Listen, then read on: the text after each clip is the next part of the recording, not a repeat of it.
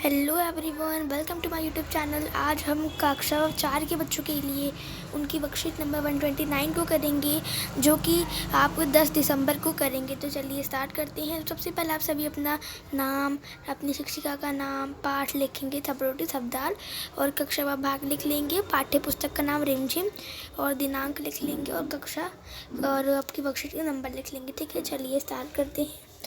तो क्या आप जानते हैं, पहले हम इसको पढ़ लेंगे, इस वाले जो बॉक्स में आपको सब कुछ दे रखा है उसको पढ़ेंगे, उसके बाद ही अपने आगे की वर्कशीट को स्टार्ट करेंगे।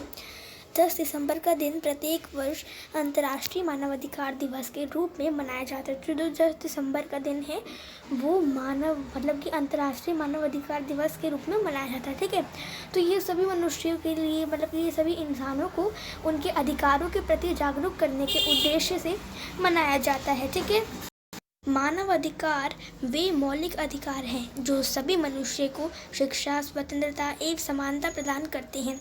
इन अधिकारों के अनुसार किसी भी व्यक्ति के साथ जाति, वर्ण, लिंग, भाषा, धर्म, राजनीति या अन्य विचार प्रणाली, किसी देश या समाज विशेष में जन्म, संपत्ति या किसी प्रकार की अन्य मर्यादा आदि के आधार पर भेदभाव नहीं किया जा सकता। ठीक है, तो भेदभाव का मतलब को पता होगा कि मतलब इससे करते हैं ना कि तुम ये नहीं कर सकते, वो नहीं कर सकते, तो इसको अधिकारों को छीनना कहते हैं, तो वो नहीं करते हैं। ठीक है, तो आज हम पढ़ेंगे वचन के बारे में। तो बच्चों इस चित्र को ध्यान से देखिए। क्या आप इस चित्र में फूल, झूला, तितलियाँ, बतखें, गेंद तथा लड़कों की संख्या को ध्यान में रखते हुए नीचे दी गई तालिका को पूरा कर सकते हैं? तो इसमें आपको वचन दिए, जैसे कि जो भी चीज़ एक होगी उसको आप एक वाली तालिका में लिखेंगे। ठीक है, और जो भी चीज़ एक से ज़्यादा संख्या में होगी उसको आप इस वाली तालिका में लिख देंगे। तो चलिए देखते हैं अपने आंसर्स को। देखिए यहाँ पर जैसे आपको पहला पूछा है, जैसे आपको बोला है झूला, तो झूला क्या है? झूला देखो, एक झूला आपको दिखा रखा है, तो यहाँ पर हमने उसको एक वाली तालिका में ही उसको भर दिया है। ठीक है, इसी तरह से फूल, तो अब फूल जो है वो क्या है? आप देखो जो फूल है, कितना फूल देखो, 1 2 3 4 5 6 7 8 9 10 11, इतने सारे फूल आपको दिखा रखे हैं, मतलब कि एक से ज़्यादा ही है, तो इसको हम एक से ज़्यादा वाली तालिका में लिख देंगे। ठीक है, तो फूल जो आप इस वाली तालिका में लिख देंगे। उसके बाद देखिए यहाँ पर तितली की बात करिए। अब तितली का क्या होगा? देखिए तितली, यहाँ पर आपको बहुत सारी तितलियाँ दिख रही होंगी। देखिए यहाँ पे कितनी तितलियाँ आपको दिख रही है? 4 तितलियाँ कम से कम, तो एक से ज़्यादा है, यानी हम इसको इस वाली तालिका में भी लिख देंगे। ठीक है, आगे बढ़ते हैं। हम आगे आपसे यह बोला है कि देखिए यहाँ पर गेंद आपको दिखा रखा है ना, तो गेंद कितनी है? देखिए यहाँ पे गेंद सिर्फ एक ही है, एक बच्चे के पास सिर्फ एक बॉल है। ठीक है, तो इसको आप एक वाली तालिका में ही लिख देंगे। ठीक है, क्योंकि सिर्फ एक ही है, एक से ज़्यादा नहीं है।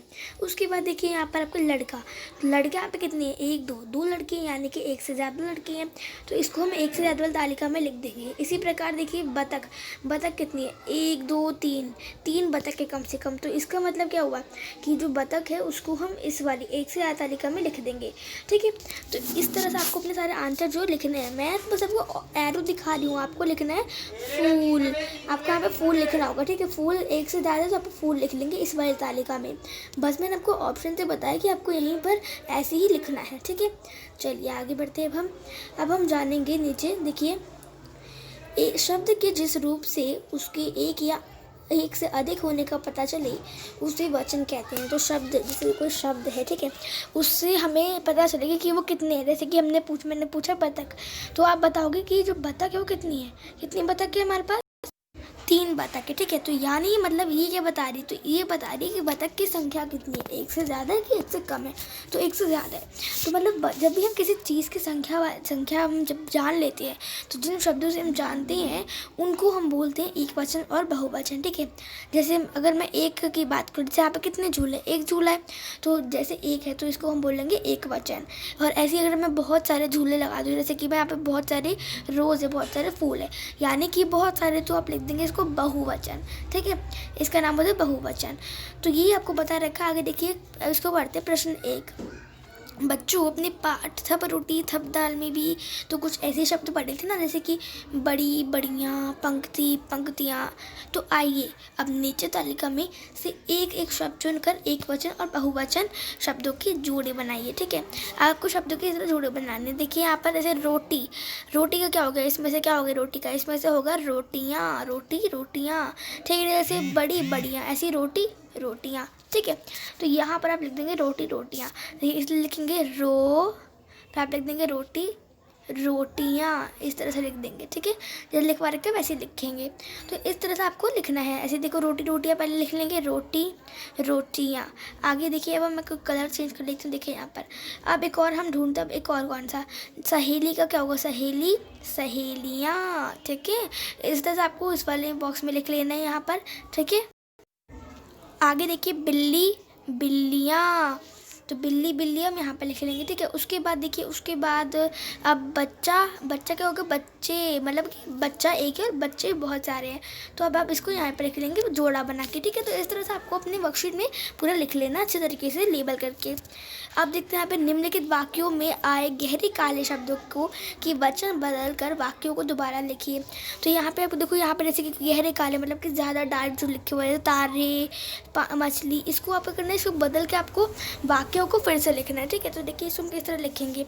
जैसे आसमान में तारे चमक रहे हैं, तो ये तारे मतलब बहुत सारे तारे हैं। अगर मैं कहूँ आसमान में तारा चमक रहा है, तो मतलब कि एक तारा चमक रहा है, बहुत सारे नहीं है।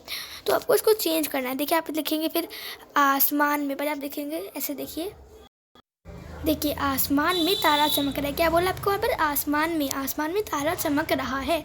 ठीक है, तो जो तारा है, जो तारे थे हमने उसको तारा बना दिया, चमक रहे को चमक रहा बना दिया। ठीक है, इस तरह से लिखना है। अब देखिए आगे आपको जैसे बोला मछली पानी में तैर रही है, तो इसका क्या हो जाएगा, इसका हो जाएगा मछलियाँ पानी में तैर रही हैं। तो हमने मछली को मछलियाँ में बदल दिया। ठीक है, तो ये हो गया इसका बहुवचन।